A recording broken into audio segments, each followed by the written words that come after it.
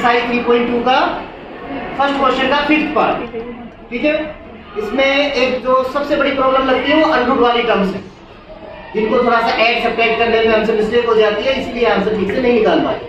Method हम substitution use करने वाले हैं, सब्स्टिट्यूशन मेथड की एक्सरसाइज है, तो उसी को हम प्रैक्टिस करेंगे। तो मैंने बताया था कि इसमें दोनों इक्वेशन नंबर 1 और इक्वेशन नंबर 2, इनको नंबर दे दो।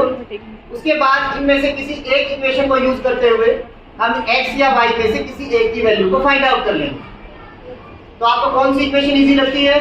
हम इक्वेशन नंबर 2 यूज कर लेते हैं, जिसमें नेगेटिव है तो दूसरी साइड जाके पॉजिटिव हो जाए।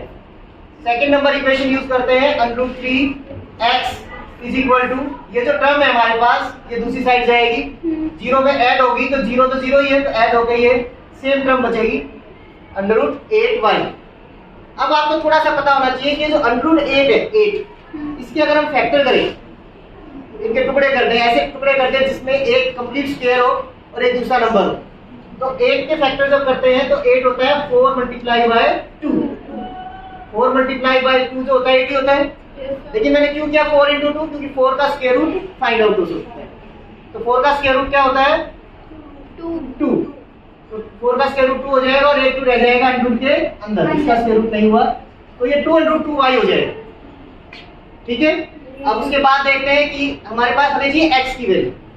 तो x की वैल्यू के लिए जो ये √3 के साथ मल्टीप्लाई में है, ये डिवाइड में चला जाएगा, तो 2 √2 डिवाइड बाय √3y। हमने इक्वेशन नंबर 2 को यूज करते हुए बाय इक्वेशन 2 इसको यूज किया हमने, और हमने x की वैल्यू को फाइंड आउट कर लिया। अब इस x की वैल्यू को, क्योंकि हम सब्स्टिट्यूशन मेथड यूज करने वाले हैं, इसको कहां पुट करेंगे? इक्वेशन नंबर 1 में। ठीक है, तो x की वैल्यू को हम पुट कर देंगे इक्वेशन नंबर 1 में।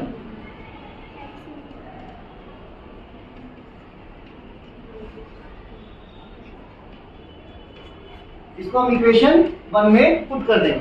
अब इक्वेशन 1 को देखो ध्यान से, उसमें जहां भी x है उसकी जगह हमें ये वैल्यू लिख देंगे और ब्रैकेट के अंदर करके लिखनी है, जैसे मैंने कल बताया। तो √2 x की जगह 2 √2 डिवाइड बाय √3, इसको ब्रैकेट में करते हुए पूरी वैल्यू को पुट कर देंगे। जहां √2 के बाद x लिखा हुआ था मल्टीप्लाई में, अब ये वैल्यू लिखी है, plus √3y is equal to 0। अब इस क्वेश्चन को सोल्व करते टाइम थोड़ी सी हमारी नॉलेज जो है वो काम करेगी। हम मल्टीप्लिकेशन डिवीजन कैसे करते हैं, न्यूमरेटर से मल्टीप्लाई होता है, तो 2 तो एक नंबर है, लेकिन √2 वाली टर्म √2 से मल्टीप्लाई होती है तो क्या आता है? 2, जो हमने किया था, और 2 से मल्टीप्लाई होगा तो 4, तो ये टर्म बन जाएगी 4y डिवाइड बाय √3। अब ये जो वैल्यू है इधर plus √3y is equal to 0। अब क्वेश्चन सोल्व करने के कई तरीके, क्योंकि हमें y की वैल्यू निकालनी है और दोनों टर्म y में ही है, तो इनके जो कोफिशिएंट्स हैं आप उनको ऐड कर सकते हो कॉमन निकाल के y। अगर दोनों में से y को कॉमन ले लिया जाए तो क्या बचेगा? 4 √3 प्लस √3 इज इक्वल टू 0। दोनों में से y को कॉमन ले लिया। अब यहाँ ज्यादा सॉल्यूशन करने की या हमें टाइम वेस्ट करने की जरूरत नहीं है, क्योंकि हमें पता है कि y के साथ कुछ भी नंबर यहाँ मल्टीप्लाई में होगी, एनी वैल्यू जो भी आएगी, अगर वो दूसरी साइड जाएगी तो कहाँ जाएगी? 0 के डिवाइड में, और 0 के डिवाइड में अगर कोई भी वैल्यू आंसर क्या बनेगा? 0। तो y की वैल्यू क्या आ गई? 0। y की वैल्यू 0 आ गई।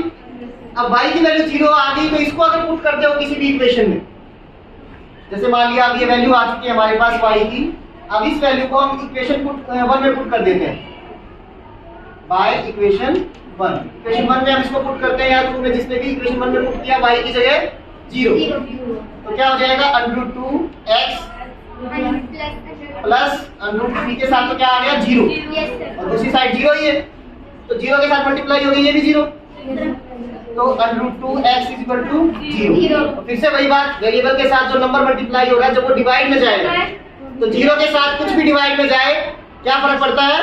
वो 0 ही हो जाता है। तो x की वैल्यू क्या आ जाएगी? 0। तो x की वैल्यू भी 0, y की वैल्यू